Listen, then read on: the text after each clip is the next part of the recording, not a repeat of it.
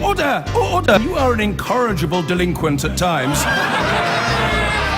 Behave yourself, man!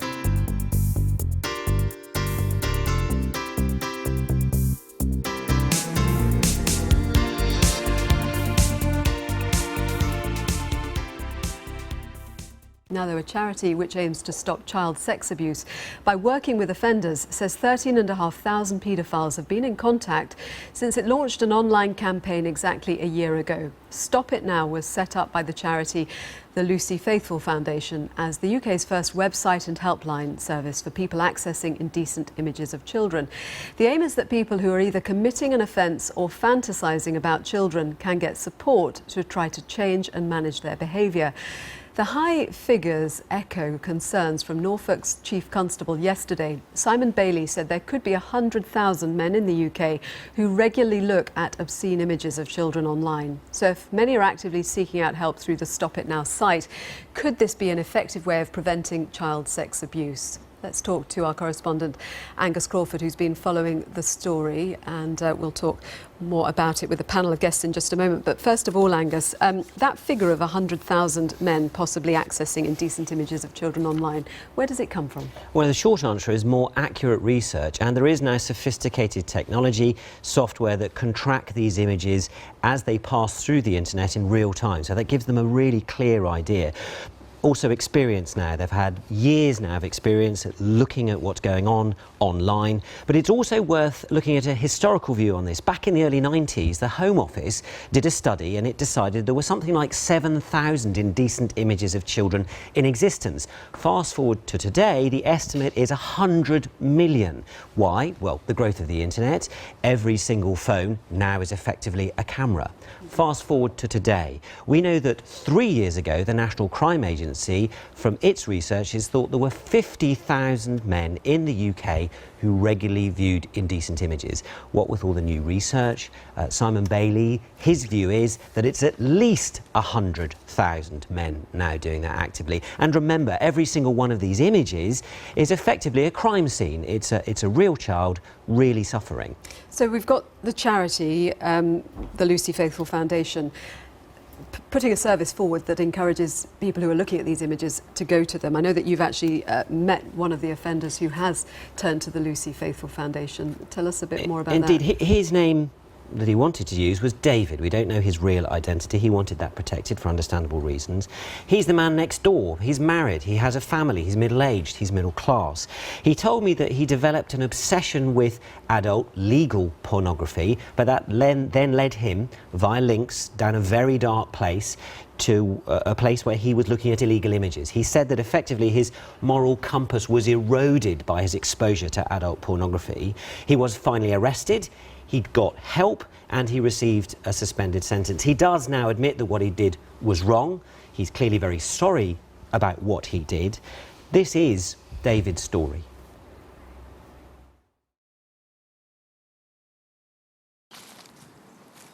I was the car crash just waiting to happen, because I just didn't know how to get out of it.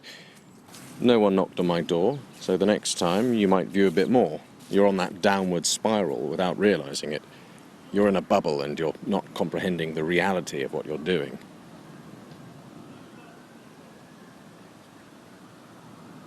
You are feeding the machine that does this in the first place. There are people out there exploiting young lives for their own gain, and what I did, and what others like me do, feeds that machine. So what's your message to other men who haven't received a knock on the door yet who are doing this? Make that call. Save yourself a world of pain. Save your family a world of pain. Save your friends a world of pain. You will undoubtedly get yourself into if you continue to access obscene images of children. Society will brand you a pervert of the worst kind, and you think all you've done is look at an image. Believe me, that's not how you're perceived by the society we live in. You do not want to be that person.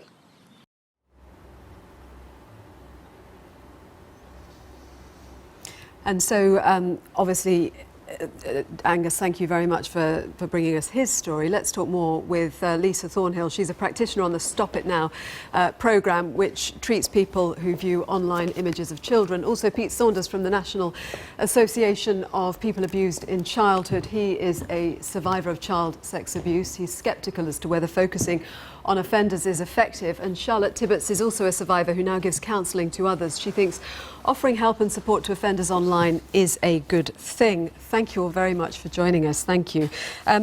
Lisa, first of all, from the Foundation, 1,600 people have contacted your helpline and 13,500 have sought help through the website.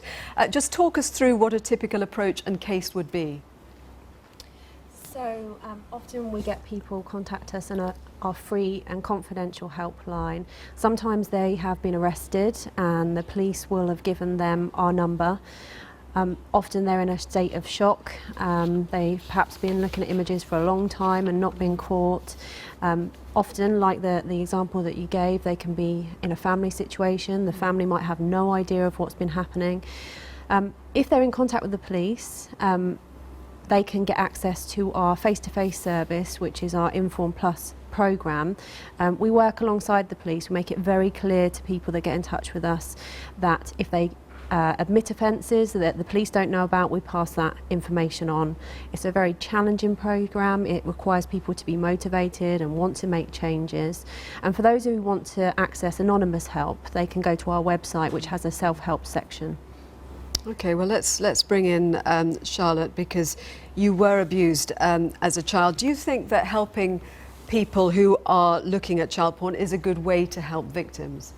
I think it's a fantastic way of tackling it, because the abusers are generally afraid to seek help. I counsel survivors of sexual abuse in my private practice, and I've helped hundreds and hundreds of survivors, but only one potential abuser has ever approached me for help, because as the recording says, you know, they're branded as perverts, evil, so they're afraid to seek help. To make it safe for them accessing help is definitely tackling the problem in a positive way. It sounds like you have a lot of sympathy for people, for a group of people that a lot of people have no sympathy for. Absolutely. Hurt people hurt people. No one is born an abuser. It's usually a response to emotional distress they've had in their own life, possibly abuse, a lack of meaningful connections in their life. It's a kind of addiction as well, which comes from a lack of connection. So yeah, I have every empathy with them. Did it take you some time to get to that view, because you were abused yourself? Definitely, I had a lot of work to do on myself, because there's no doubt it has a tremendous impact on victims or survivors' lives. You know, you have a lot of work to get through, to work on yourself, but it's how you deal with those experiences that gets you out the other end. So in the end, you think this is a better alternative to punishment? How do you see this alongside punishment? I think punishment's fighting fire with fire. It doesn't put the fire out at all. You need to understand why the people are doing what they're doing and then sort of find a solution from there. How do you see it, Pete? You were also abused. Well, not surprisingly, I agree with some of what's being said. But if we, and I think Angus made the point, which is that people who are viewing images are viewing crime scenes of the very worst kind. And I think the moment that we start to sanitize, to turn it into purely a social, public health issue, if you like, which I accept on one level it absolutely is, then we start to make excuses for people who are committing the worst kinds of crime in society, which I would argue are crimes against children. Now, having said that, you might think that we, as a charity, NAPAC, we support survivors, many thousands every year, wouldn't support the work of Stop It Now. Quite the reverse. We completely support the work of Stop It Now. In fact, we're quite envious of the financial support that that organisation has had over the years from government when victims and survivors get scant support. So we all need to work together, because the bottom line is about protecting children. But I don't think we should ever send a message out to society, and certainly not to men or women who access images of child abuse, that in any way that they may get away with it And I think... But so what about a case then where, I mean, David, who Angus spoke to, was caught, was punished, yes. and then went and sought help. What if somebody goes to the charity first and is never punished, but does actually change their behaviour as a result? I think the key thing, Joanna, is, and I mean, I've said this many times, it's better that somebody stops before they start, obviously, that's the key thing. Hence the importance of people who have these dreadful feelings, that they get help. Most people will not get help. 1,600 calls to the Stop It Now helpline, that's encouraging, but many, many more people in society are a danger to children. In APAC last year, we received over 72,000 calls from victims and survivors. And I think that puts into perspective. So when I get kind of a little bit challenged about these discussions, it's because I often feel it's the survivors and the victims, the children that have grown up carrying the burden of the suffering that they endured, who actually get forgotten. And we're discussing about, you know, the perpetrators. Yes, we need to discuss the perpetrators. We need to get inside the minds of people who commit these vile crimes, but we must never send out a message that says you might get away with it, or you might just get sent on a sex offenders treatment course. Yes. Because So actually what you've done is destroy the life of a child. Respond to that, Lisa, then. Well, I think that there's an element of deterrence. We want people to know that this is a serious crime. We have created some videos that kind of outline what the consequences will be for you if you look at these images, that you might be put on the sex offender register, you might be taken away from your family, you might not be able to see your own children, you might be put in prison.